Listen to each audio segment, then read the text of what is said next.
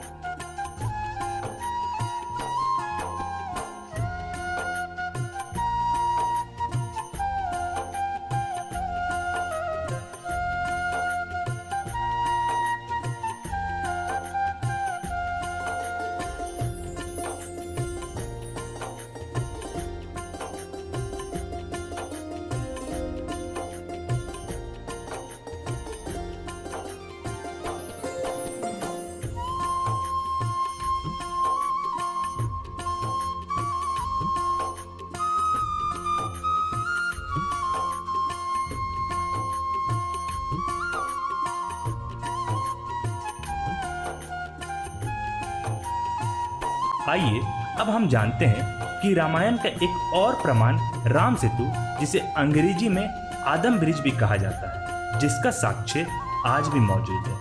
पूरे भारत, दक्षिण पूर्व एशिया और पूर्व एशिया के कई देशों में हर साल दशहरे पर और राम के जीवन पर आधारित सभी तरह के नृत्य नाटकों में सेतु बंधन का वर्णन किया जाता है। राम के बनाए इस पुल का वर्णन रामायण में तो है ही, महाभारत में भी श्री राम के नल सेतु का उल्लेख आया है। कालिदास की रघुवंश में सेतु का वर्णन है। उनके पुराणों में भी श्री राम सेतु का विवरण आता है। नासा और भारतीय सैटेलाइट से लिए गए चित्रों में धनुष कोटि से जाफना तक जो एक पतली सी द्वीपों की रेखा दिखती है, उसे ही आज हम राम सेतु के नाम से जानते हैं। यह सेतु तब 5 दिनों में ही बन गया था। भारत के दक्षिणी पूर्व तट के किनारे रामेश्वरम द्वीप और श्रीलंका के उत्तरी पश्चिमी तट पर प्रभु श्री राम और उनकी वानर सेना द्वारा निर्मित राम सेतु, जो कि सीता माता को रावण से मुक्त करने के लिए बनाई गई थी।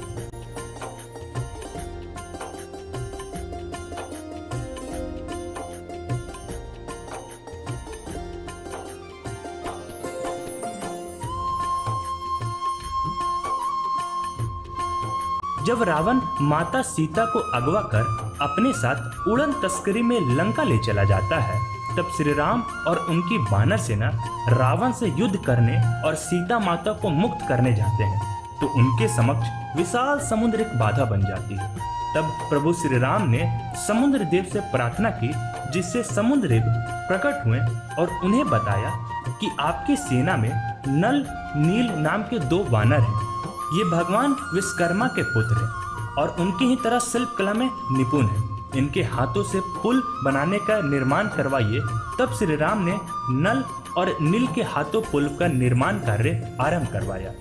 नल और नील का ये वरदान प्राप्त था कि उनके हाथों से फेंका हुआ पत्थर पानी में डूबेंगे नहीं। बस फिर क्या था, देखते ही देखते महज 5 दिनों में ही लंका तक पुल का निर्माण कर दिया और श्री राम ने रावण का वध करके माता सीता को मुक्त करवा लिया।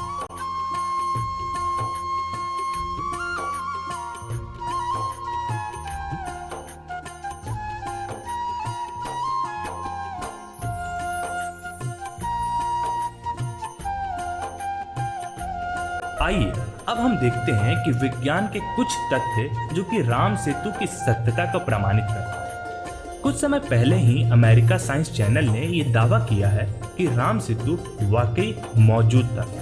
एक रिसर्च के बाद उन्होंने राम सेतु को मानव निर्मित बताया है।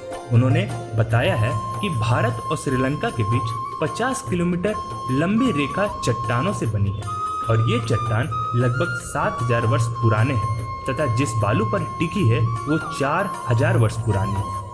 अगर इस पुल के निर्माण के समय काल देखें तो ये श्री राम के जन्म से लेकर उनके वनवास काल काट कर लौटने के मध्य का है, जो कि प्लेनेटेरियम सॉफ्टवेयर द्वारा उस वक्त के ग्रह और नक्षत्रों का स्थान का भी पता चलता है। राम सेतु नाम ही भारतीयों की आस्था से जुड़ा हुआ है। ऐसा कम ही होगा जिसने इस नाम के पीछे की कहानियां नहीं सुनी होगी। यह नाम जितना हमारे धार्मिक इतिहास से जुड़ा हुआ है उतना ही महत्व आज के इस समय में इसकी सुंदरता और वैज्ञानिक खोजों से जुड़ा हुआ है। तो चलिए दोस्तों, इस वीडियो का यहीं अंत करते हैं। उम्मीद है आपको ये वीडियो समझ आई होगी। रामायण और राम सेतु इतिहास का वो हिस्सा है जिसके सामने विज्ञान कड़ी मेहनत के बाद भी नतमस्तक है।